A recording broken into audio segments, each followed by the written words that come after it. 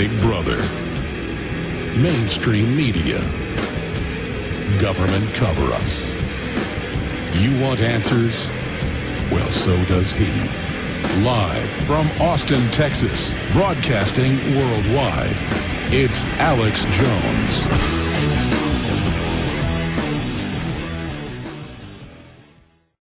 Marc Morano was the senior advisor to the big committee researching whether climate change was man-made or not.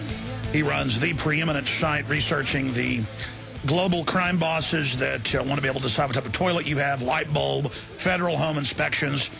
Obama has announced, outside of law as our supreme ruler, just like with the carbon taxes and regulations on power plants that aren't part of General Electric's insider operation, that fire trucks, concrete mixers, semis, heavy-duty pickups, and all trucks in between will, for the first time, have to trim fuel consumption.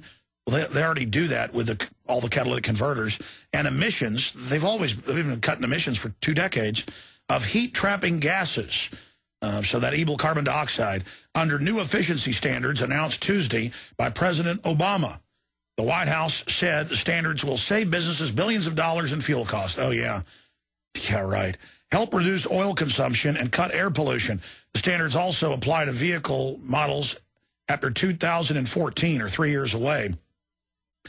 This is just devastating, and it's carbon rules. But the good news is, despite all their fear-mongering and Obama saying, or his mouthpiece Al Gore saying polar bears can't swim, we've had some huge victories. We have Marc Morano here to break that down for us. Some big victories have taken place in the last 2 weeks. The Hadron Collider found and backed previous science that it's space ions that are forming most of the heat-trapping clouds. NASA's had to admit that more heat goes out of the atmosphere than they thought. Others, like NASA, have had to admit that carbon dioxide follows heat increases, not the other way around. 3 years ago, it was found in UK courts that Al Gore had flipped the graph and had carbon dioxide before the heat increases. So a lot of things are coming out right now, but the best news that Marc Morano covered at climatedepot.com, and today I noticed it's in the Hill newspaper and other mainline publications confirming it, was that he began a expletive-laced tirade that we cannot repeat here, and all but admitted that their system is falling apart and that they are not going to be able to get their overt carbon taxes on people. So they've invested billions in getting the public to have to pay them a indulgence for the sin of breathing, because we put off carbon dioxide just like cars do, that plants then respirate from and live from. And so their system is being routed, according to the view and research of Marc Morano and others. So, Mark, please give us a breakdown of the devastating victories against the carbon mafia that the globe is having. Well, thank you for having me on, Alex. The first victory is science and data. And this is so compelling. From A to Z, the entire case for man-made global warming is collapsing. You can start with Antarctica, the Arctic. Antarctica is at or near record sea ice extent. The Arctic, so many new studies have come out on the Arctic that, are you ready for this? Drum roll, please. Andrew Revkin, the mainstream lefty environmental reporter for the New York Times, announced yesterday that he no longer believes the Arctic will face a death spiral, and he actually says, quote, "I'm not worried about the resilience of the Arctic and not worried about a tipping point." And he rejects the idea of a death spiral. This is a mainstream reporter bailing out on probably the single greatest talking point that the global warmers have had, these frightening and scary loss of the Arctic. Never mind that the low point of Arctic ice 2007 was due to high-pressure days, unusual winds, ocean currents, and not man-made CO2. Never mind that we started monitoring the ice in 1979 at the end of the global cooling scare. So we picked a period where it had the most ice, and then we've had a few, 2 decades of warming followed by either cooling or no warming. The high point in temperatures is still 1998. So from the A to Z, polar bears at or near a historic population high. The indigenous people in Canada say they're absolutely thriving. Even the polar bear that killed this kid recently was actually, they were talking about how much ice there was in the area. So you look at sea level. Al Gore showed you maps of Florida half underwater.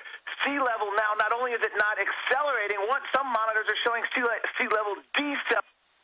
Actually dropping since 2004. Mount Kilimanjaro, Gore made it a huge feature in his film, now gaining ice and snow. On every single issue that they have promoted, they have not only egg on their face, but they are it is revealing the utter collapse for their case. And before you continue, let me just back up what you're saying. This is 4 days ago. Arctic tipping point may not be reached. BBC, who carry the holy grail of brainwashing and guilting and propaganda, they say right here, writing in the Journal of Science, the team found evidence that ice levels were 50% lower in the Arctic 5,000 years ago. Well, we've known that for decades from the ice core, but they do this scam every year where they show school kids and the general public on the news a satellite shot from the North Pole from space in the summer, time-lapse, showing upwards of a half of the Arctic disappearing. It always does that in the summer, and then Al Gore says there'll be no ice in 1 year, and he says it every year. And so, again, the route is completely... They knew this decades ago. Why is the BBC and New York Times now admitting that polar bears can swim? Their numbers are up fivefold in 50 years, that the Arctic used to be smaller. Why is there a complete route happening? The same reason, and I studied this issue in the 90s. Remember the old deforestation, the Amazon rainforest, the Amazon's about to disappear. It'll be gone by the year 2000. This was in Disney films and National Geographic and kids shows. They had children terrified the last tree was going to be cut. Turns out, in 2009, the New York Times belatedly admitted that for every acre of rainforest cut, 50 may be regenerating. It was not such an urgent cause. After all, they quoted a scientist saying, they're calling it the galloping jungle. Old eco-scares don't just collapse overnight. They have to die a slow death. And what we're seeing, what you quoted from the BBC, what we're hearing from Andrew Rebka in the New York Times, this is actually an accelerated death, but it doesn't collapse overnight. There's way too much money for man-made global warming to collapse because the tens of billions of dollars just being poured into this climate con aren't going to go away. Scientists have made careers out of it. Foundations, universities, United Nations, the media is invested. Our government's invested in it. You have... I will say this delicately. People like John Holdren, who need remedial science education, he actually predicted that if man-made CO2 continued, we'd have ice-free winters in the Arctic. And there's no science to back it up. And this is the guy held up as a science czar, a man who stood toe-to-toe with Paul Ehrlich in the 70s, warning of...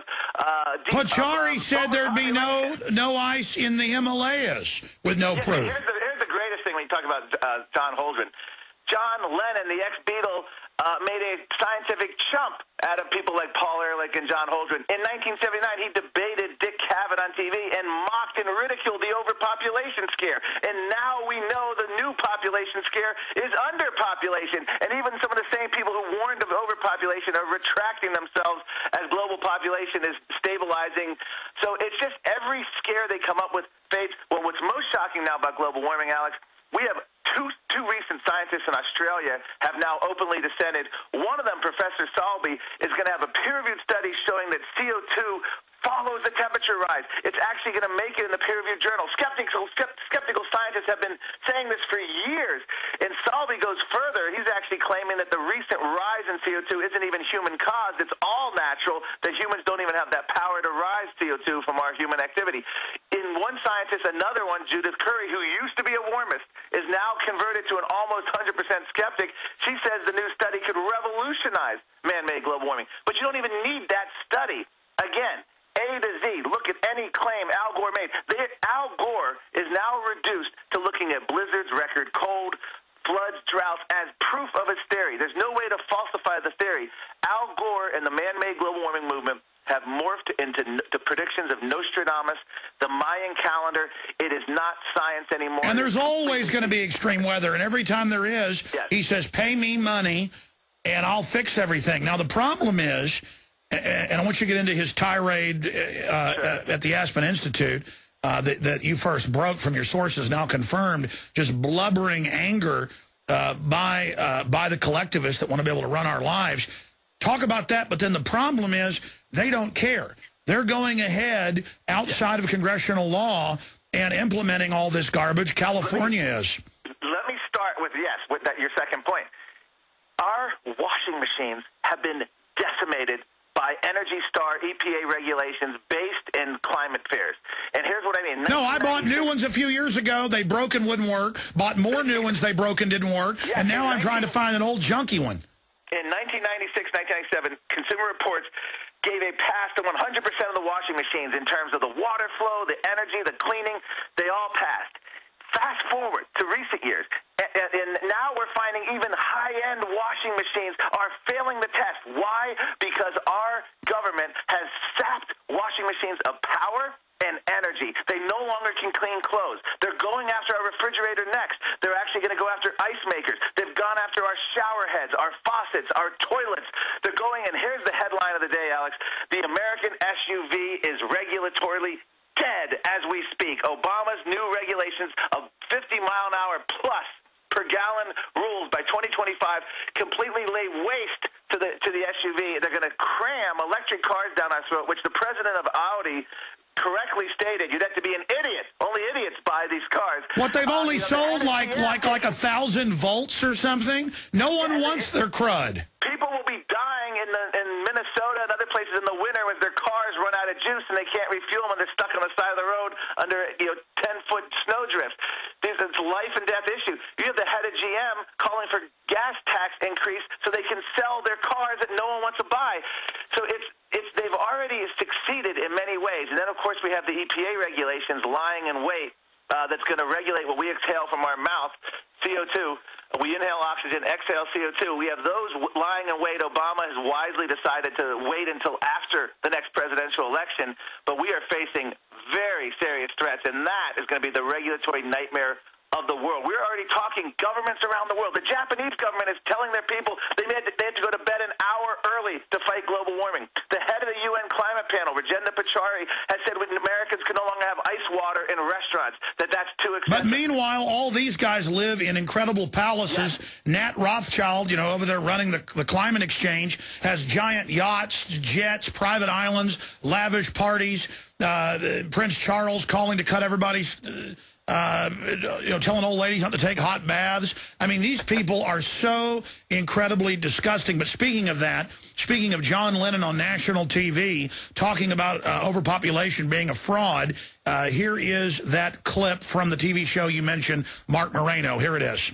I think it's a bit of a joke the way people have made this overpopulation thing into a kind of myth. I don't really believe it. I think we've got enough food and money to feed everybody. And I think the natural balance, even though old people will last longer, I'm sure there's enough room for us. Oh, I think you're wrong about that. Oh, I don't care. All right. And there you have it. John Lennon from the grave making a scientific chump out of Obama's science advisor, John Holdren, and Paul Ehrlich. By the way, Paul Ehrlich called for forced sterilization agents in our water to reduce population. He was called worse than Hitler by his contemporaries in the 1960s and 1970s. John Holdren opposed the agricultural revolution of Norman Borlaug, who won a Nobel Prize by bringing golden rice to Asia and feeding billions of people and creating, a better life for people. You know why John Holdren opposed it? Because he didn't want our earth to support more people. It is, as Patrick Moore, the former founder of Greenpeace, said, environmentalism today is the most anti-human agenda, and that's what we're finding in Africa. We have people like Governor Jerry Brown in California who said at UN conferences, I interviewed him in 2002 at the Earth Conference, the developing world can't emulate Western prosperity because the Earth couldn't handle it. We need something like 10 or 20 more Earths to handle it. Here you have white, wealthy Westerners telling people of color, 1.6 billion of them, don't have running water, electricity, living in dire poverty, their children dying in infant mortality, living in huts made of dung, being told by white, wealthy Westerners they can't have what we have because the Earth can't handle it because of fraudulent man-made global warming fears. If that is not a racist message, I don't know of anything else that is. We have people, Ugandan activists in Africa, saying that Al Gore uses more electricity in a day than they use in a year. They recognize what's going on here. India has said they won't sign on to emission restrictions when 40% of their residents don't have running water and electricity. This madness has to be stopped. The problem is it is now shifted over to an unelected bureaucracy in the EPA, And the UN can do a lot even without treaties. And the United States can commit us to a lot without even having the Senate ratify. But the good news is we're starting to turn the tide.